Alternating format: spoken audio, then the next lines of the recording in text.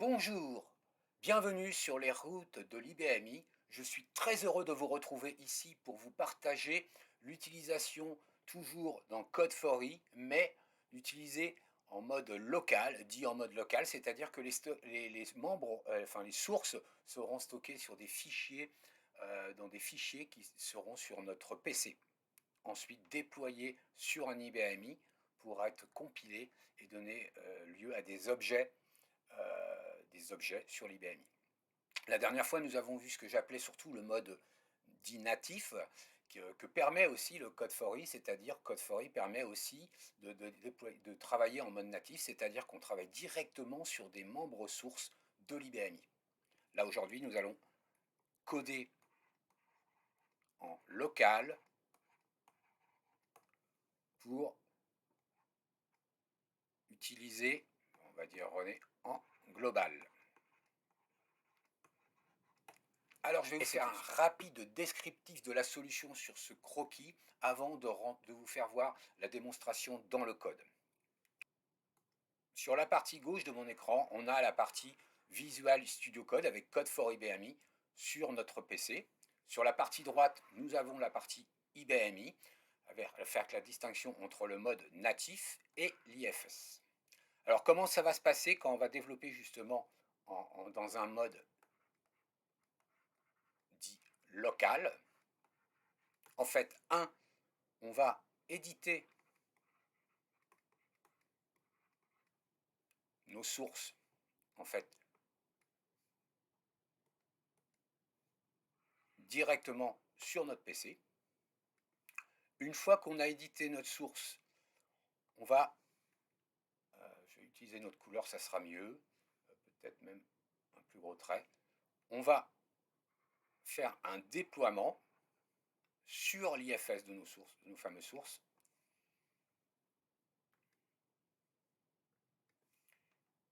Et ces fameuses sources, ils vont être déployées sur l'IFS, dans généralement un répertoire qui est dans les builds, ce qu'on appelle les builds. C'est souvent dans le home de l'utilisateur, hein, dans le home de l'utilisateur dans un répertoire build, qui prend généralement le nom de mon projet, c'est ce qu'on va voir tout à l'heure. Et là, du coup, on va déposer, qu'en phase de déploiement, on va déposer notre source ici. Donc là, on a eu notre premier truc, qui va être le déploiement. Ensuite, après, qu'est-ce qui va se passer sur l'IFS directement lancé via une commande directement de Code4i, hein, ça va être transparent, on ne va pas avoir besoin d'aller faire ça, ça va être dans le même temps.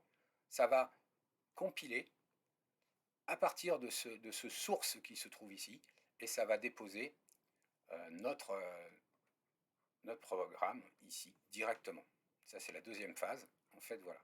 Et tout ça, ça va être lancé comment? Et tout ça, ça va être utilisé comment? En fait, ça va être utilisé après, à partir de ce qu'on va voir, ce qu'on appelle des actions en fait dans IBMI et principalement une action qui s'appelle le déploiement.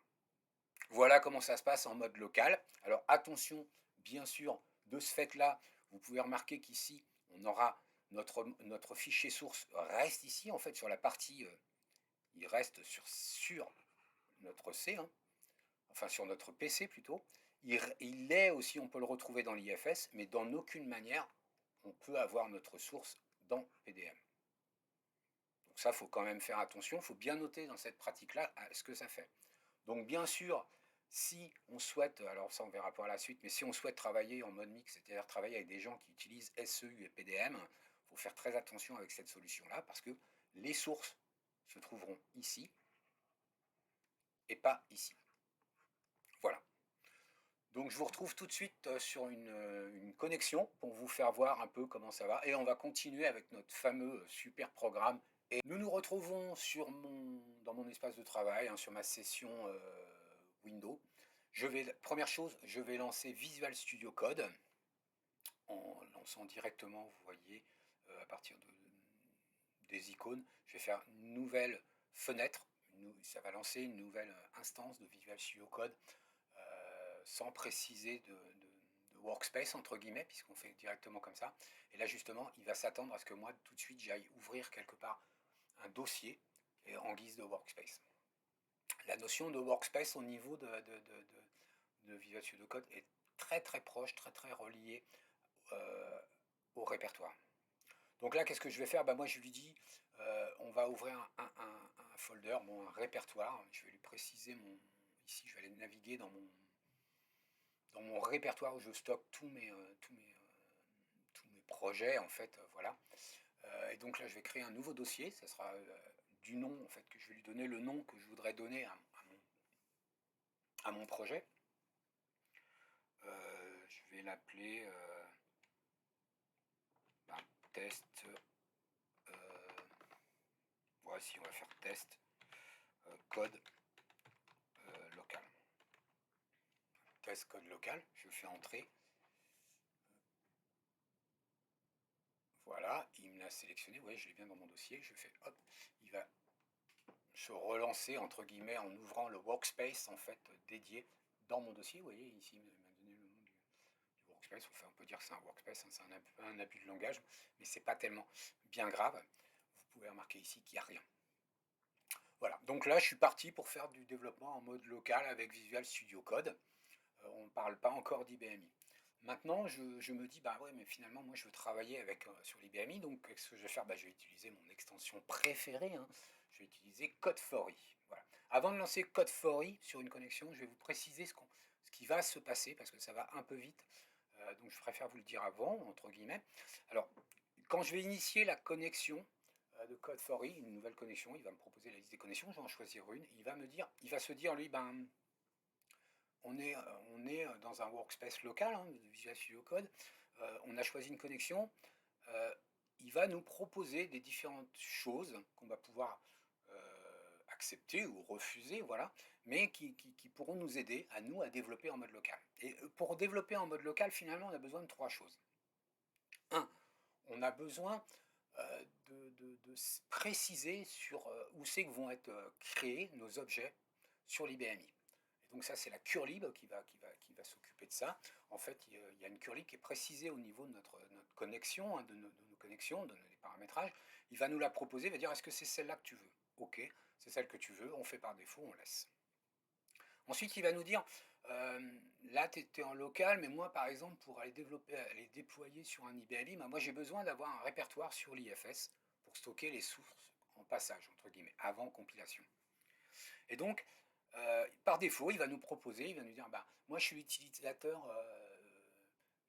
Yvon, donc il va me proposer un répertoire de déploiement, et en l'occurrence, ça va être mon home au niveau de l'IFS de l'utilisateur, slash build avec un S, et enfin mon autre projet, c'est-à-dire test code local. Voilà, j'accepte ou je n'accepte pas. Moi, par défaut, en général, j'accepte. Après, bon, il y a plein de choix qu'on peut modifier si on veut, voilà. Et ensuite, il me dit, bah, ça c'est bien, maintenant je sais moins faire ça. Mais par contre, bah, c'est quoi les actions que tu veux lancer sur l'IBMI pour créer par exemple tes projets RPGLE? Donc, alors l'option, ce serait de les créer à la mano ou d'aller copier un fichier qui existe déjà. Ce que fait Code4i pour nous aider à ça, il va nous proposer une espèce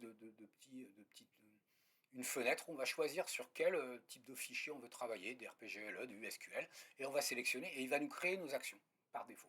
On pourra les modifier, mais en fait, il va nous les créer. Si on dit c'est OK, il va nous lancer le script, il va nous l'ouvrir, on va voir ça tout de suite. Et on fait ce qu'on veut. Et une fois qu'on a ça, ben ça y est, on est paré pour développer en mode local, c'est-à-dire développer des fichiers en mode local sur notre C et les envoyer sur un IBMI et les compiler sur un IBMI. Voilà. Donc là, je vais cliquer sur mon petit code IBMI ici. Vous voyez, il m'a lancé tous mes serveurs, toutes mes connexions que j'ai paramétrées.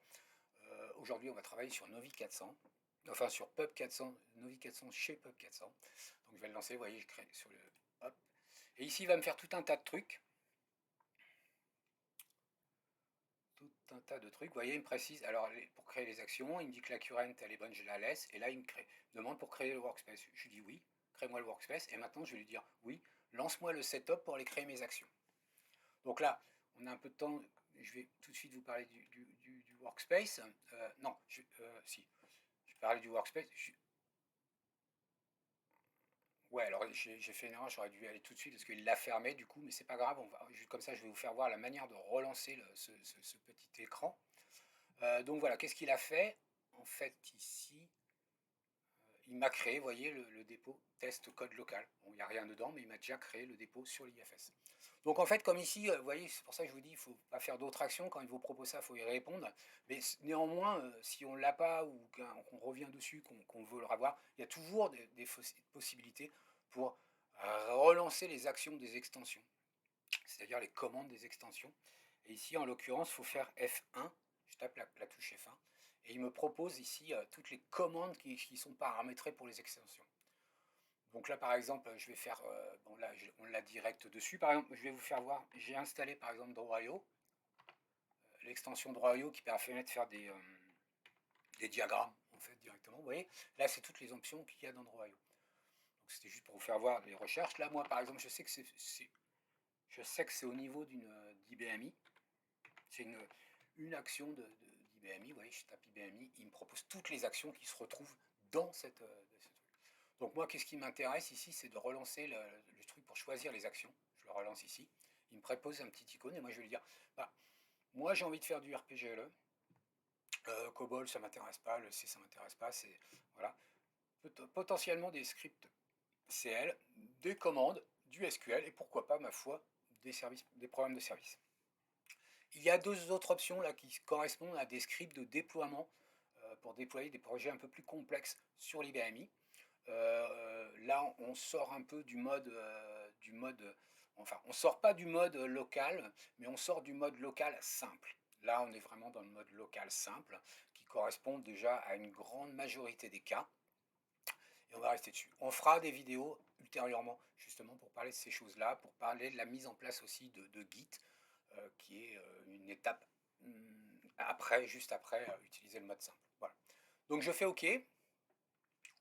Voilà, il me propose des commandes, plusieurs commandes. Vous voyez, je vais sélectionner toutes les commandes qui seront utiles pour travailler avec du RPGLE, travailler avec du SQL RPGLE et travailler voilà, avec du CL, des commandes, lancer des scripts SQL et créer des programmes de service.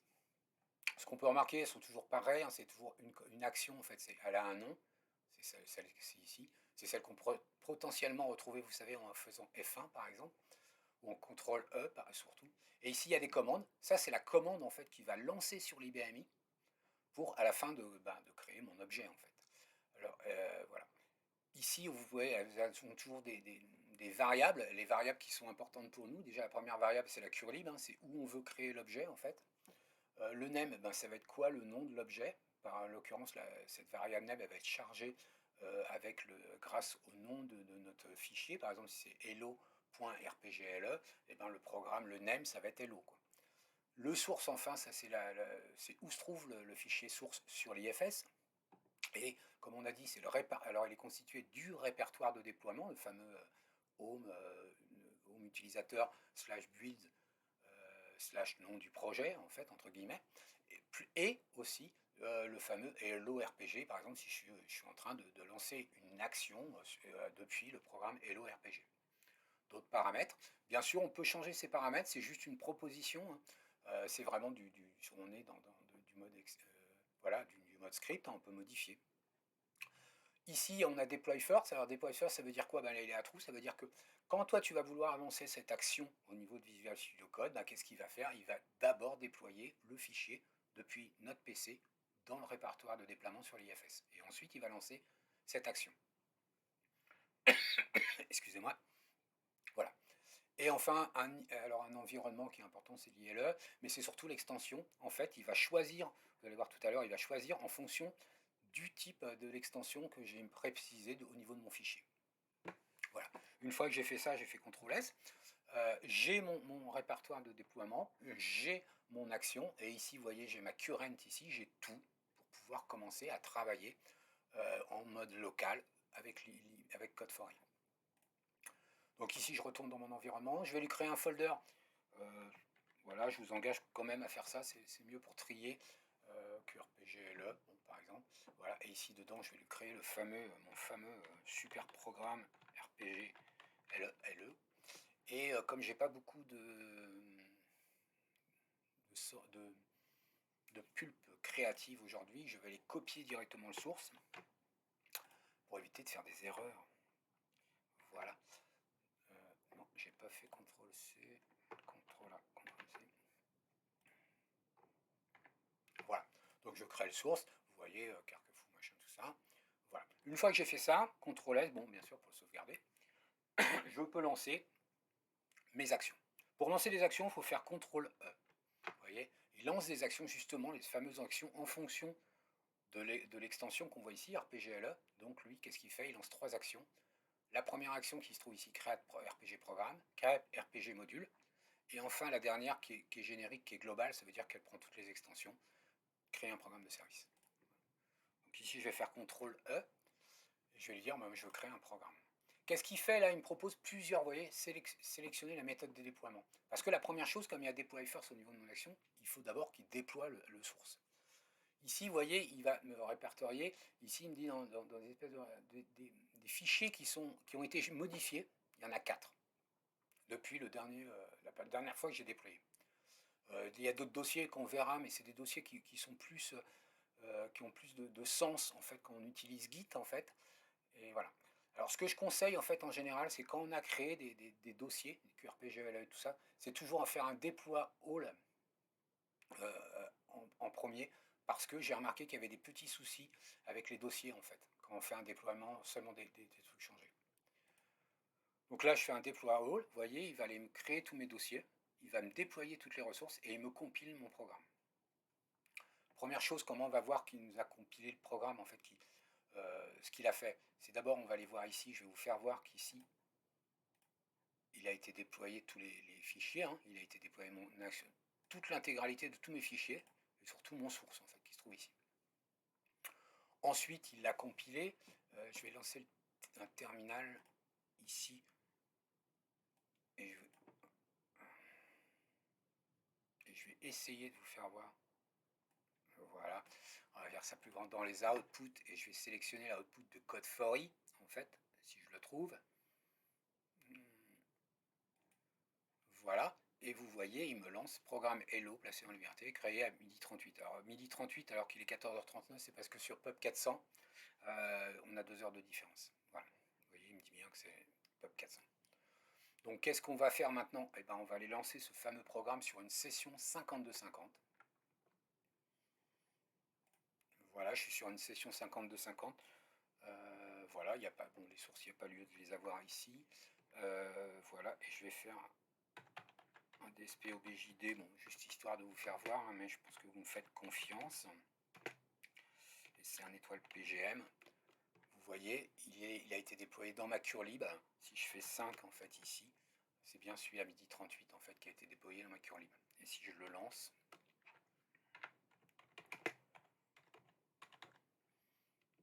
voilà, si je fais un coup d'F10, bonjour Carquefou. Voilà. Donc voilà, ça a très bien marché. Maintenant, je vais vous faire voir autre chose. En fait, ici, ce que je vais faire, c'est que je vais vous faire voir qu'il n'y a rien besoin de faire. Hein, c'est immédiat. En fait, ici, ce que je vais faire, c'est que je vais le copier. Voilà. Et je vais le coller. Je vais créer un nouveau truc. Et là, je vais mettre, je vais être super fort. Hein, je vais faire un hello. Je vais mettre Fougère parce qu'en fait, je suis à Fougère là en ce moment. Donc, je vais voir hello Fougère. Voilà. Et je vais lui modifier. Je vais dire, bah, en fait, j'ai des petits problèmes de carburant, de ravitaillement en carburant, et donc je suis à Fougères aujourd'hui. Voilà. Donc je vais faire ça, et je vais vous faire voir justement qu'ici, ben, pour le compiler, je vais faire un CTRL E en fait pour lancer une action, et je vais lui dire, bah, tu vas me créer un programme. Vous voyez, ici, il m'en a mis qu'un de change, parce qu'effectivement, j'ai juste créé, il n'y a qu'un changement qu'il a détecté, et donc je vais dire, bah, à ce moment-là, c'est ça qui m'intéresse, tu vas déployer que le changement qui a été fait, vous voyez, pas la peine de redéployer l'intégralité de mon dépôt. Et vous voyez ici, vous voyez, il a créé mon programme, Hello Fougère. Et normalement, si je n'ai pas fait d'erreur dans mon programme, ce qui n'est pas sûr, hein, je devrais avoir bonjour Fougère. Vous voyez, des petits problèmes de CSSID, mais c'est vraiment pour vous faire voir les choses. Voilà. Qu'est-ce qu'on peut rajouter rapidement? Je ne veux pas que ça soit trop long, mais on peut rajouter rapidement, bah, effectivement, on peut se dire, bon, ce qu'on a vu tout à l'heure, hein, si on a besoin de modifier les actions, pourquoi pas les tuner, on peut le refaire comme ça. Si on veut relancer le script des actions, il faut faire F1 et relancer ça, bon, sachant que c'est de l'annule et de remplace. Hein, voilà. On peut aussi avoir besoin de modifier ce fameux répertoire de déploiement. Comment je vais vous faire ça, voir ça? Je vais vous faire voir ça. je suis pas bien placé. Je vais vous faire voir ça ici, vous voyez.